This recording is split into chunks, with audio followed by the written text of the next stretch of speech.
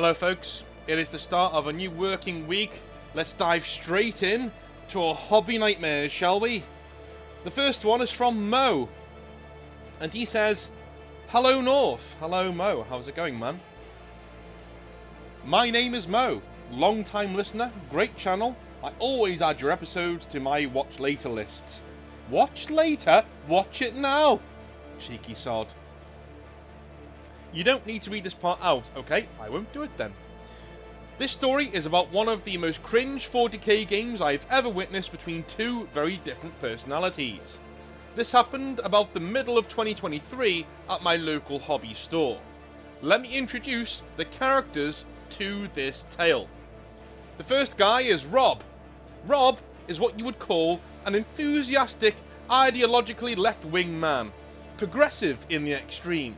He has the early signs of a gut and man boobs that develop from a regular diet of fake meat, processed foods, and no exercise. Basically what happens to a vegetarian when they don't take it seriously and look after their body, you know what I mean? They think, well, I'm not eating meat, so my body should be fine, shouldn't it? No, mate, meat's good for you. You know, eating crisps and crap all day isn't. It may not have anything to do with animals, but my god, you know, some of the stuff you put in your body. He has a long ponytail and a patchy beard that could not grow properly. I feel his pain. Mine's only just started to grow properly. It's very, you know, but yeah.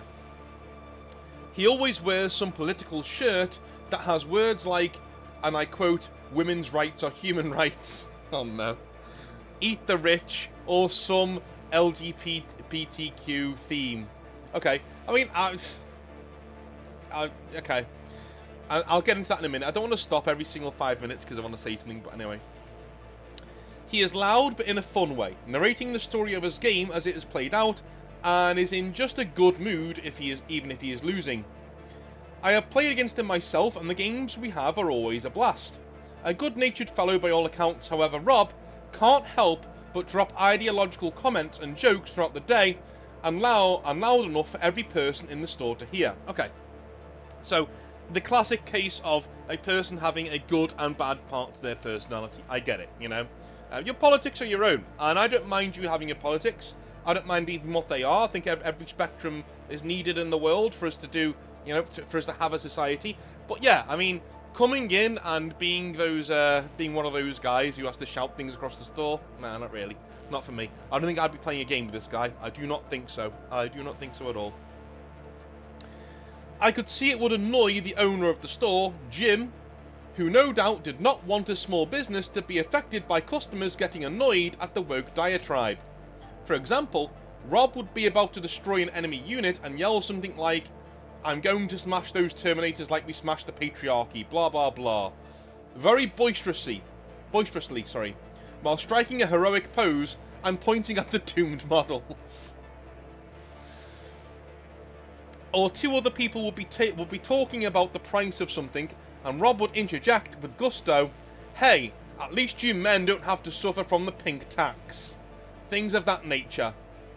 Rob played a variety of 40k armies, but mostly he played his Space Marines, which are painted in a very obvious transgender colours. He even used green stuff to model some breasts onto his characters. Yes, indeedy. Another of his common topics is why there should be female Space Marines. But I won't get stuck into that here. Despite these things, he is a fun, enthusiastic opponent who you could trust not to cheat and be a good sportsman. Okay, I mean, here's the thing, guys.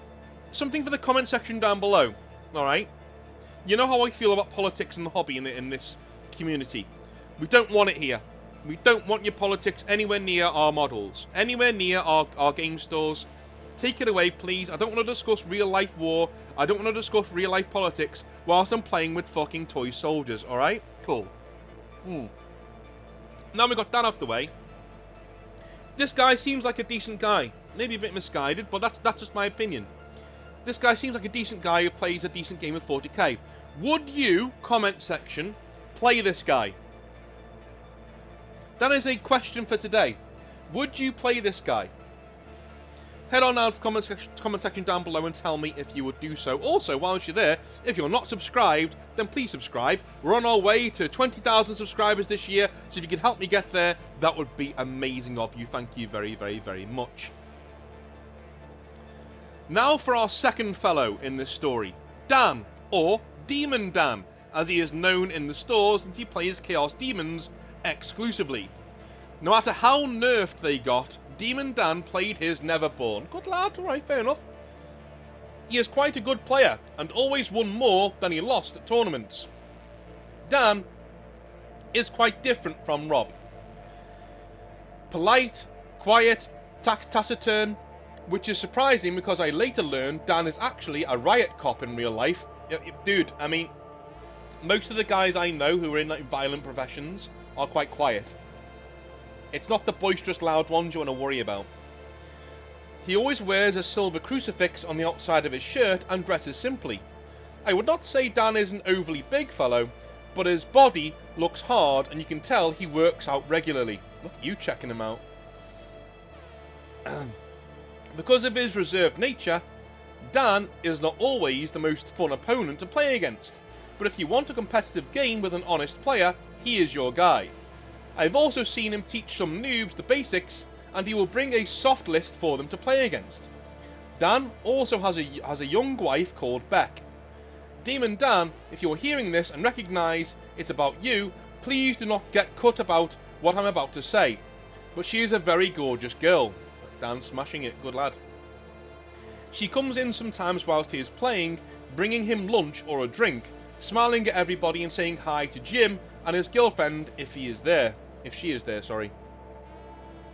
She would sit next to Dan whilst he played and not bother the game at all, playing Gardenscapes or something like that on her phone or laptop.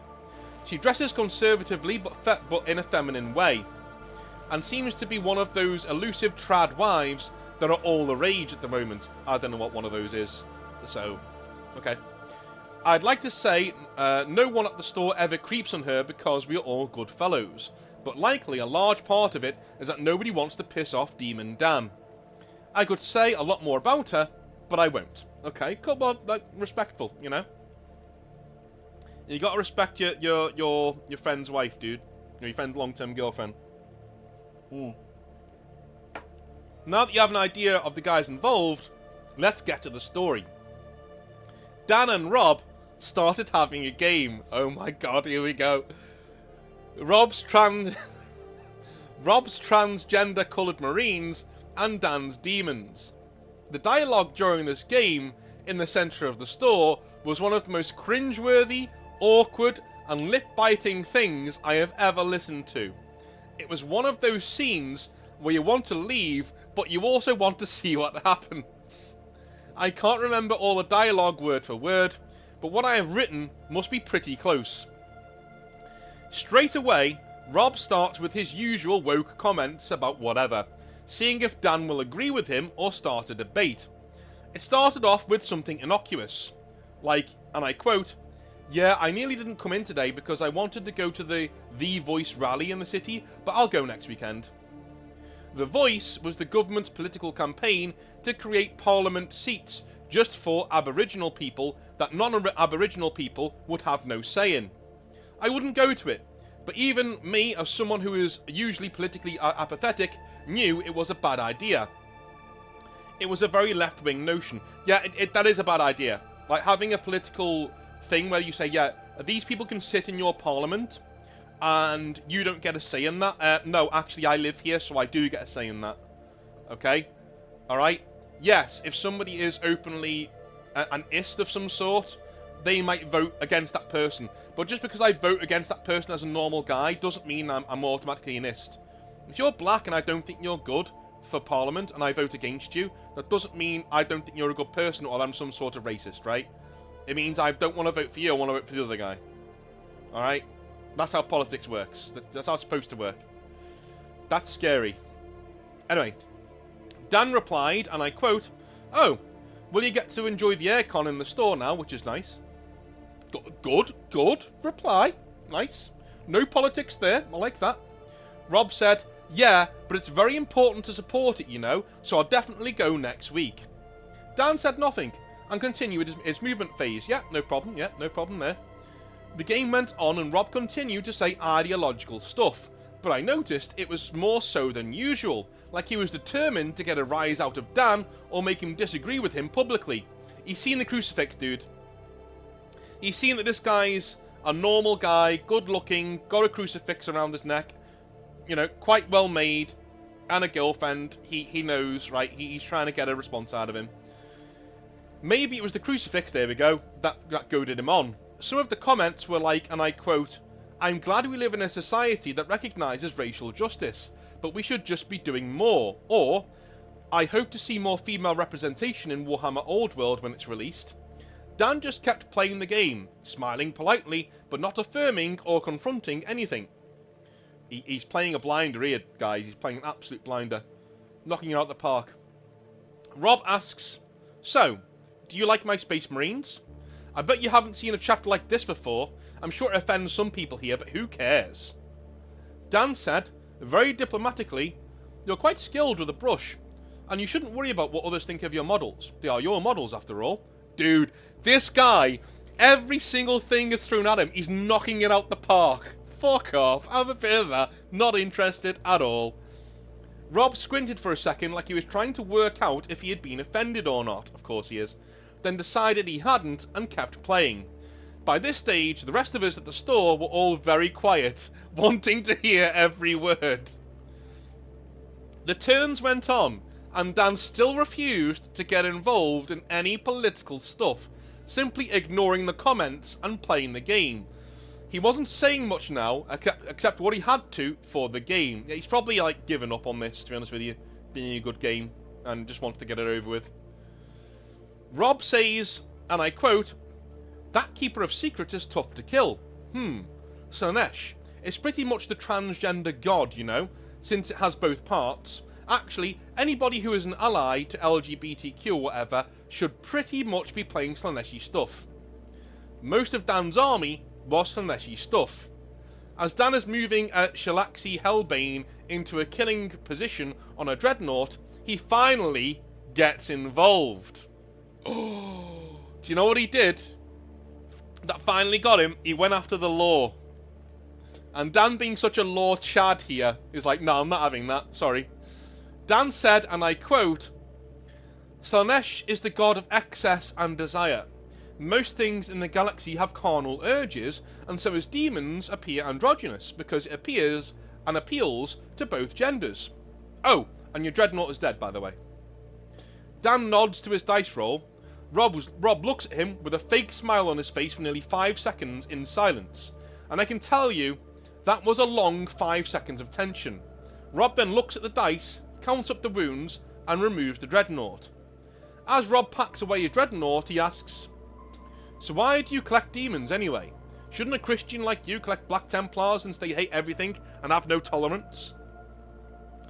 Okay, now he's actually trying to barb him. Yeah, he's being an actual prick now. Dan puts his end of round points into the app and says, "I collect demons because I like how they play and I like the lore. They aren't an extension of who I am. It's just a game." Dude, this guy's a genius. Just fuck off, dude. Literally, logic. He logics you out of existence every time. Bang, bang. There's like no in. There's no in here. This guy's armor is titanium. I'm quite certain to let out a breath I have been holding in. It may sound silly, but North, I tell you, the tension in the store then was insane. At this time, Beck comes in, says hello to everybody, including Rob, kissed Dan on the cheek and sat next to him. "Are you winning?" she said. For now, sweetheart," Dan replied. That's another diplomatic, "for now, sweetheart," right? But this guy, I'd love to play this guy. Sounds really cool. "Well, don't take too long," she says. "I want to get home to cook dinner." Rob interrupts. "Well, is he going to help you?" he asked Beck. No," she said. I know what I want to make, and he would just get in the way," Beck laughed. "Fair enough." Rob says, "Well, he should be helping you. In fact, you should make him do all of it. This isn't the patriarchy anymore. Women are equal." Beck tilted her head to one side and asked, You think because I like cooking us dinner that my husband believes I'm not his equal? Whoa, he went for the wrong person. He says, you've just been brainwashed by him into being his servant. You should be strong and independent, Rob said, no longer with a fake smile. Beck looked up at Dan quizzically as if to ask, what the heck is going on here? Dan said to Rob, it's the end of turn 4. I'm well ahead on points. Let's just call it there. Better luck next time, eh? And started putting his models away. Dan did not offer his hand for a handshake after the game. Rob, thankfully, just stood there impotently as Dan packed up and left, hand in hand with Beck. Rob did not say anything to anybody else, and we all averted his gaze to not encourage a conversation. He packed up in silence, put the train away, and left wordlessly. Everybody was deeply relieved. Those two were wise enough never to play each other ever again. Dude, that is the most silent, greatest put down ever. Do you know what that is? Okay. Alright. Do you know when I use the word somebody who's winning in life? That's what Dan's doing here. Alright? He knows he's completely secure and self-actualized as a person. He knows he's doing well in life. He knows he's happy. And he's very, very, very secure in who he is and what he's doing. He has no need to defend any of his ideological thoughts or processes. He has no need to engage this absolute artard in a debate, right? He just sits there and goes, no, not getting involved. I'm just going to win this game and take my hot wife home and I'm going to bang the shit out of her. And you know what's going to kill this guy? What's going to kill Rob here? There's nothing he can do about it. There is nothing he can do about it. You know? That is literally... This is where you all should want to be in life. You should all be nice, calm, stoic. All of this bullshit washes straight over you. Because you know who's going to have the sleepless night after this conversation? It's not Dan. Dan's going home to bang his wife, eat his dinner, have a nice evening, and fall asleep like a baby. It'll be Rob sitting there on his bed, alone, rocking back and forth, wondering why he's alone. Wondering why this person wouldn't engage with him. He'll be traumatized by shit like this. Because he wouldn't engage with him. Okay? It's only empty people who rely on offense to get one over on other people. Those are empty people. They don't have brains. Their entire brain has been supplanted by an ideology. Just, supplanted and put in there. They don't actually have brains. So when they're encountered by somebody who does have a brain, and is very calm and stoic, and goes about his life in a good way, and is completely comfortable and secure in who he is and what he thinks, that nothing you can say can rattle him. Literally nothing. He'll just bats it all back at you. All the time. He has no need to get into a debate with you because he knows he's better than you. He doesn't smirk. He doesn't rub it in your face. He just knows he's better than you. As a man, this is where you should want to be. This is exactly where you should want to be. Okay? Beside the hot wife agenda, whatever. Take the wife out of this thing at all. All the way out of it. You should all want to react just like Dan does here. Don't engage with it. Don't challenge it. Just shrug and get on with the game. You know? Treat him like an annoying child. That's what he is. Treat these people like annoying children. You just ignore what they're saying, wouldn't you? You'd ignore their outlandish statements. You'd ignore their nonsense logic. You'd just go, yeah, okay, dude. Anyway, your dreadnought's dead. You wouldn't engage with it. Just don't. Just don't engage with it. An idiot will take you down to their level and beat you on experience. So don't get involved. Refuse to get involved. Rise above it. Well done, Dan. Enjoy your dinner. That's all I've got to say. Southern Trial says, alrighty, North. How's it going, man? This will be a short one, unfortunately, but it is one that I have got the most laughter out. Sorry, I've just taken some painkillers, so The taste, I put them in my drink, and the taste is like really bad in my mouth. So, and I'm getting quite a dry mouth. So if I do stutter, that's why. Because my mouth doesn't feel right. Anyway, just a headache, by the way, nothing serious. Southern Trial says, "Alrighty, North. This will be a short one, unfortunately, but it is the one that has got. Oh, Jesus Christ! This will be a short one, unfortunately, but it is one that I got the most laughter out of when I was penning these. I will have more over the coming weeks. I've been a part of the hobby for over 20 years, and I've had a deep love for Eldar that has held me hostage throughout that time. I frequented a few stores, with my favourite actually being my local Games Workshop, at least for several years, whilst our manager, Dave, was there. He was a very large gentleman, not fat, but just very tall and shaped like a bloody barrel, with a booming voice. He loved being jolly around the kids and parents, or orcs and Veterans Night. Thing is, I never realised he had an evil side. And by evil, I mean the devil. Okay? Alright? There was a gaming group in our local area, the Helldrakes, who were the most overly edgy and willfully offensive gaming group I've ever seen. All Chaos players, all over the top. That's not to say anything against Chaos players, most of them are awesome, but these dudes really did play into the edgelord fantasy. They would say things that just rub people up the wrong way, and then fall back on the age-old excuse of, and I quote, "I was just kidding, it's like you can't take a joke," unquote, or, and I quote, "Hey, I just say it like it is," unquote. Alright, before we go any further, this is the other side of the spectrum. So before we saw, I love it when these hobby nightmares actually link in together, it's brilliant.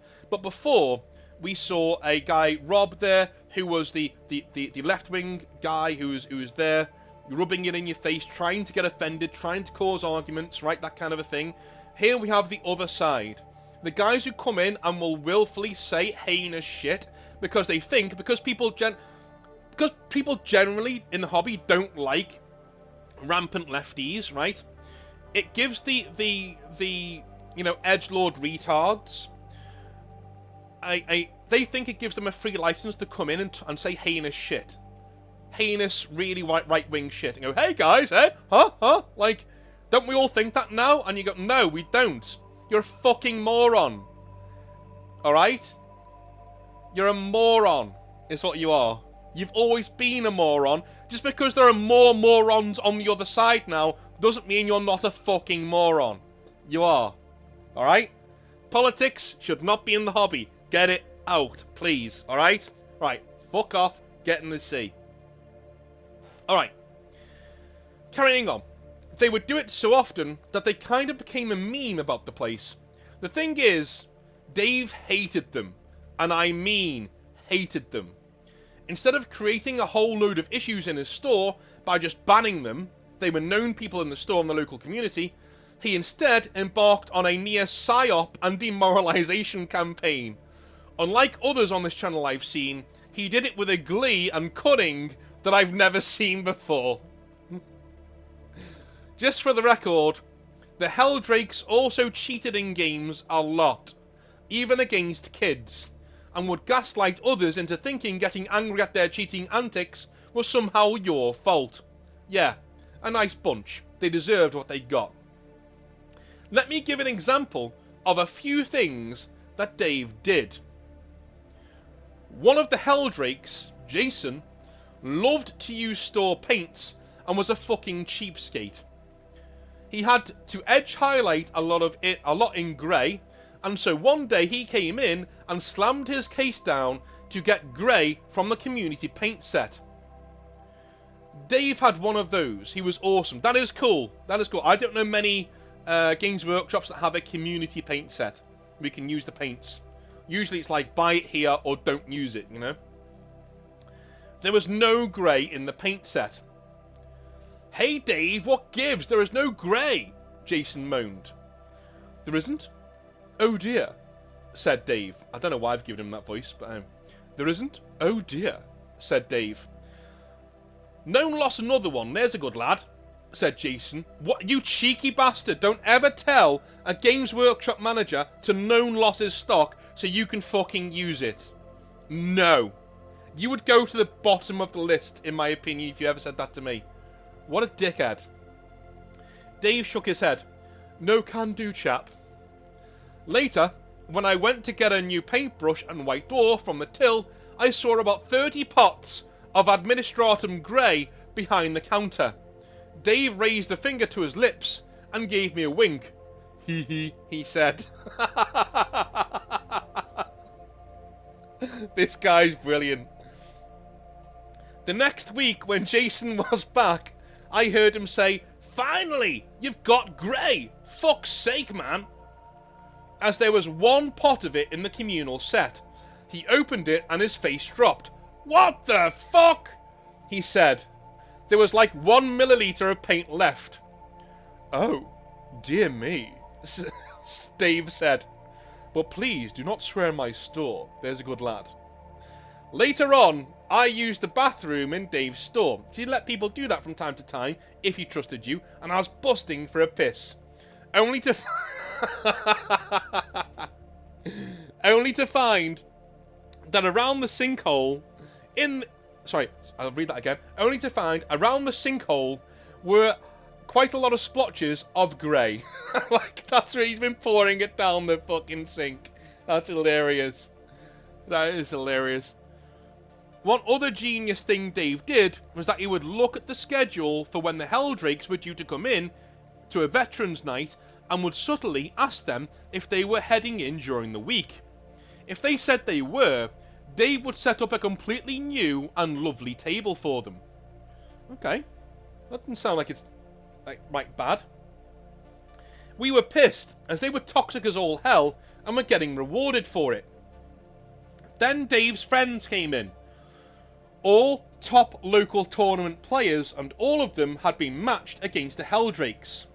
He did this every time he got an opening, and each time one of his more tournament-minded regulars would tear a Helldrake a new one.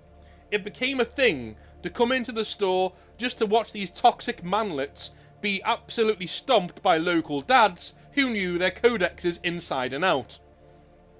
Every time a Helldrake would try and move on to another table, he would tell them, no, this is for casuals only. As you don't like to play with casuals, you've told me many times. You stay on that table over there with the veterans. Dude, that's amazing. So he just engineers that they get beat every single time now. Or they've got to play each other. That's hilarious. The cruelest thing I ever saw him do was subtly ask what the Helldrakes were after in terms of hobby stuff. Models, brushes, things like that.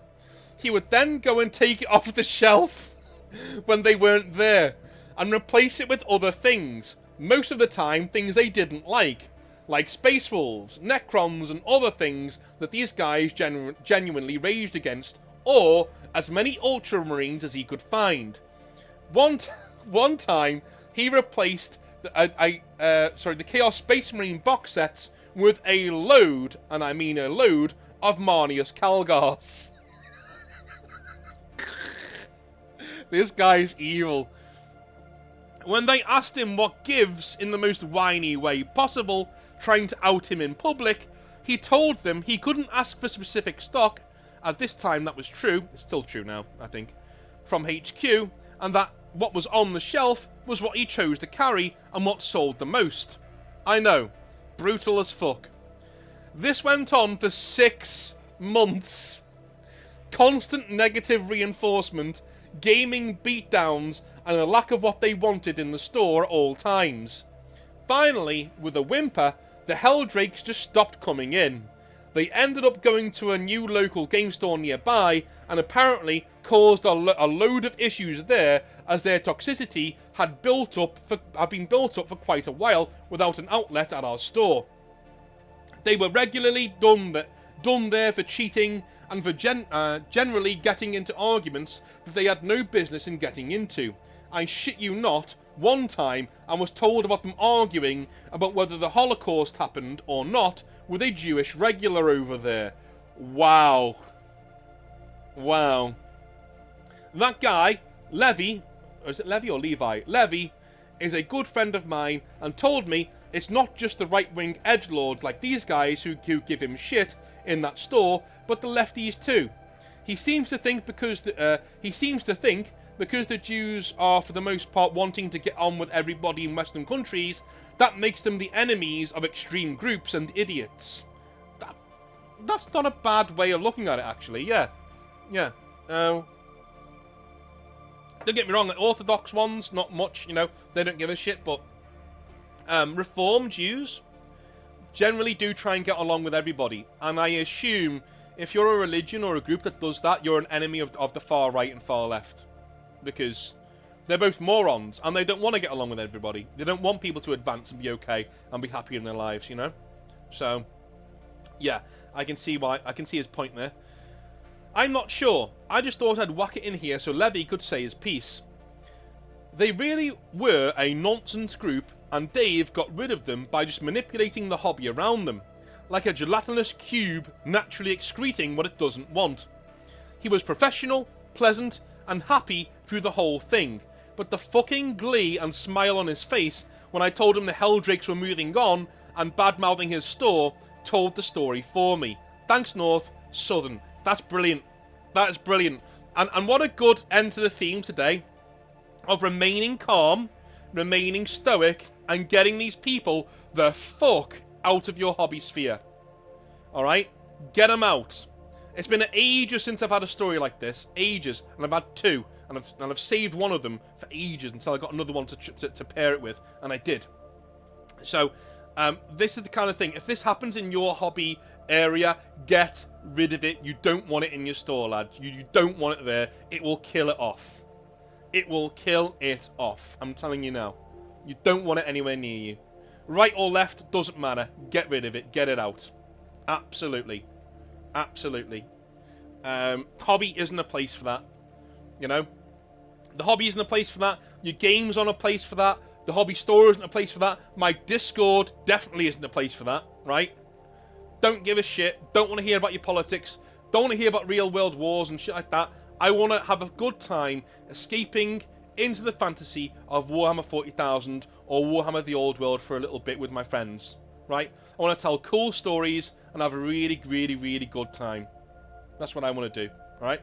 If your version of a good time is telling me that I'm somehow a bad person for being straight and white and male, or if your version of a good time is telling me that the Holocaust didn't happen and that, a lot of my Jewish friends are evil for no reason whatsoever, you can go fuck yourself, right? Go, get the biggest, fattest dildo you can, shove it up your arse, get in a barrel, weld it shut, and roll yourself into the nearest fucking sea you can find, alright? Cool, alright. Love you all long time. I will speak to you soon. I'll speak to you tomorrow. Have a wonderful rest of your day, and I'll see you then. Have a good one. Bye now.